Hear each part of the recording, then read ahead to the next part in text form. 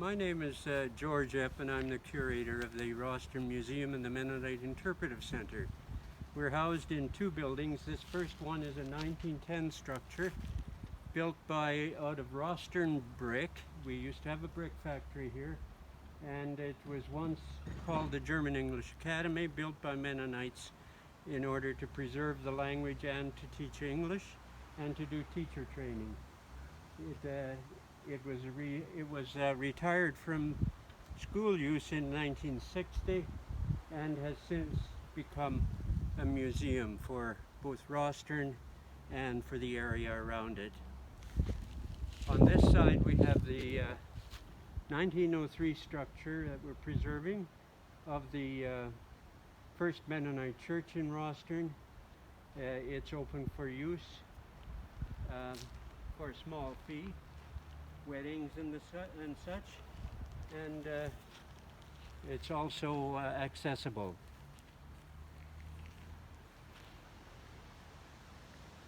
We're on the grounds of Rosthern Junior College, and so much of this dates back to the college. People who come to see our building notice, for instance, that the autographs of many graduates are worked into the bricks.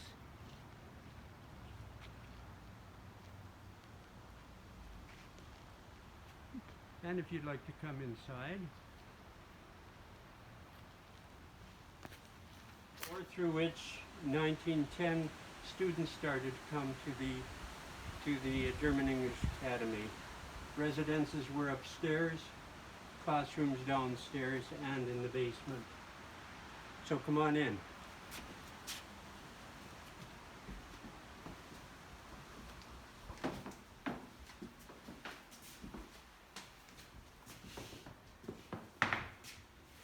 Over the last few years, we've tried to become more Rosthern, generally Rosthern oriented. For instance, this display is a rotating display of Seeger Wheeler at this point, called Rosthern's Pioneer of the Month.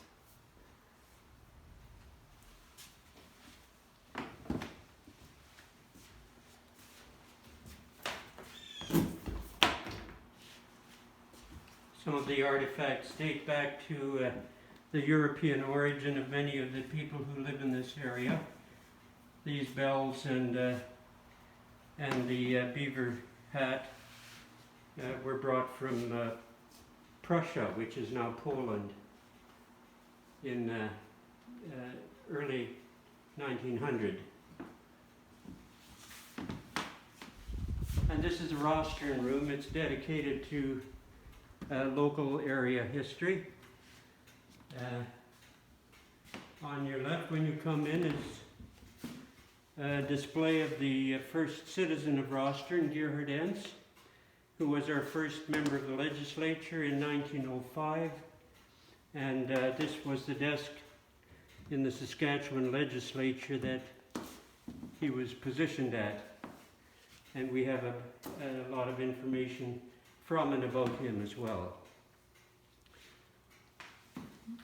And as you wander around, you'll see a lot of things that pertain to general history of the town.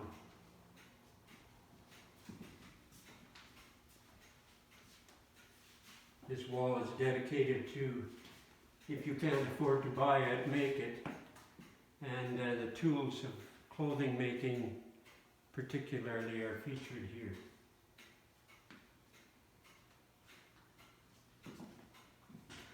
Always mindful in Rosthern of our origins, this display is in construction, and it features artifacts that predate settlement in the area. Most of these artifacts were found by Jim Friesen on his farm east of Rosthern.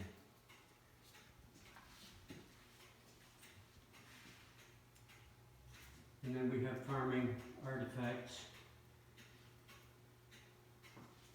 And this display, of particular interest at this time, features the hospital medical history of Rosthern, with a few selected items.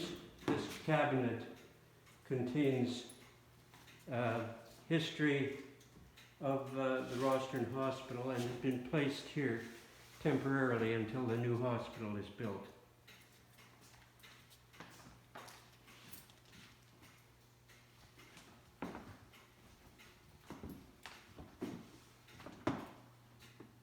All our artifacts are donated, have been donated, and we have many in storage that aren't on display now.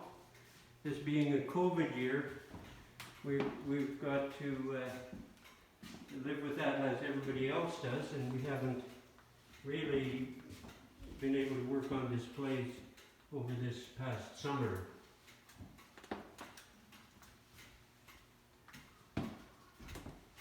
This is a music corner.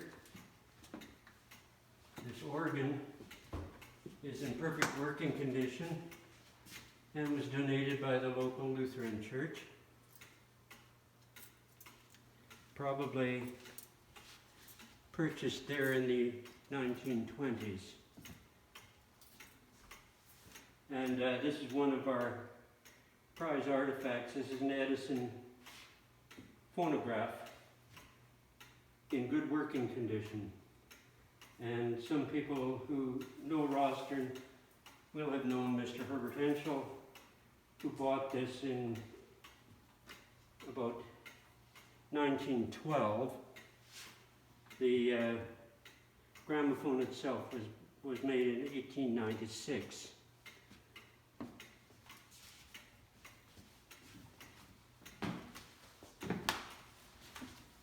Generally now we go across the hall. This was the second large classroom in the German English Academy. And we have turned it into a Mennonite Settlement Interpretive Center. We have particularly these two gentlemen take the history of the Mennonite settlement in the community back to the 1890s. Peter Regier and David Taves. And there's considerable information about them. We have a few interactive displays where you can sit down and you can leaf your way through slides about the history of the Mennonites that settled in this area, and some of the concrete articles dating back to the immigration time, early 1900s primarily.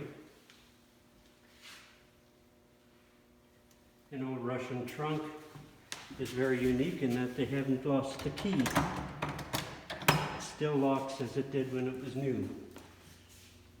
But the families would have brought a trunk like this and some baskets like this full of their most prized worldly possessions. And then we have some historical church models. Eigenheim First Church, built in 1896. Their second church, 1912. The Rosthern Mennonite Church as it was in 1914, roughly. Then you'll also find some historical books and so on that are for sale. And beginning here is the Mennonite Anabaptist story. It's kind of a thumbnail sketch of the origin of Anabaptist Mennonite faith. And the displays go around on blackboards back to the entrance door.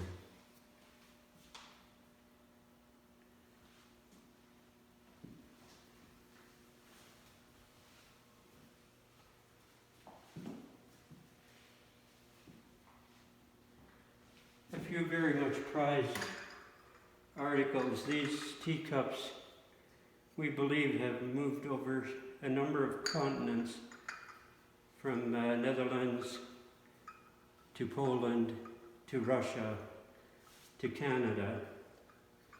And We value those actual artifacts of the transition, of the immigration. This bust of David Taves was sculpted by famous sculptor Bill Epp, who is also a graduate of this school. You may have seen his sculptures in Saskatoon. There are several prominent sculptures there.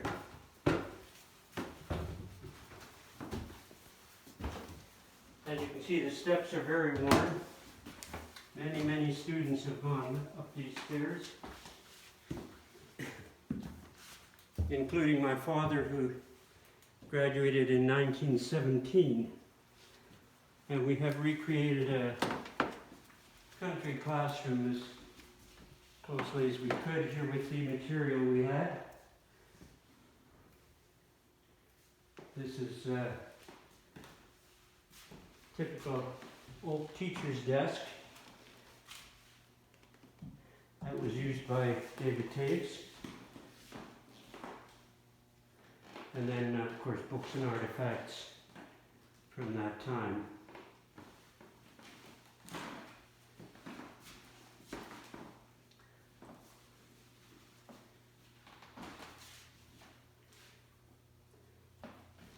Across the hall, we have a home display, kitchen, dining, and living room.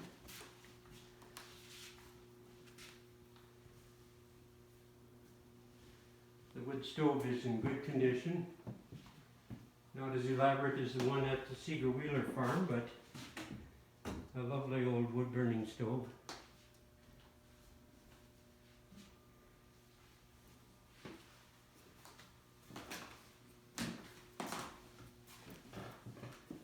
And there are pictures of historical figures. The Funks, Tiefengrund pioneers.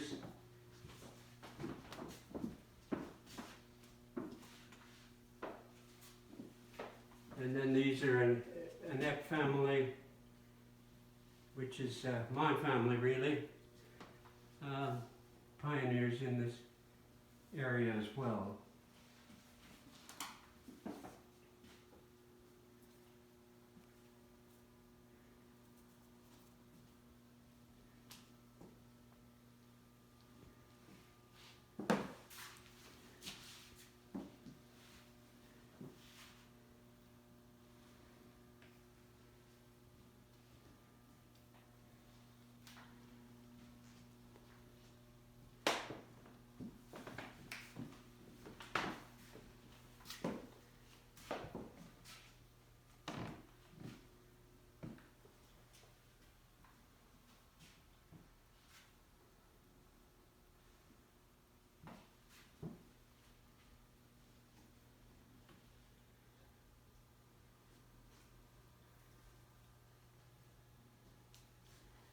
Years ago, it was donated by the new Church of Rosthern when it closed its doors. It was originally the first Mennonite church in Rosthern until it became too small, and it was sold to what was then called the Swedenborg Church. And we were grateful for the opportunity to preserve it. And we are accessible. We have an elevator. And one of our main events so far has been the Christmas by lamplight. But come on in. This brief display commemorates the Rosthern New Church Society, who were the last congregation to use this church as a worship site.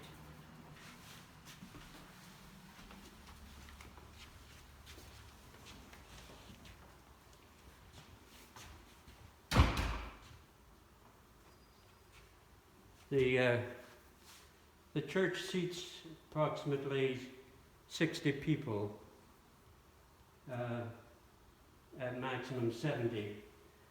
And it is set up now as a Mennonite church of the 1903 to 1920 period, sort of.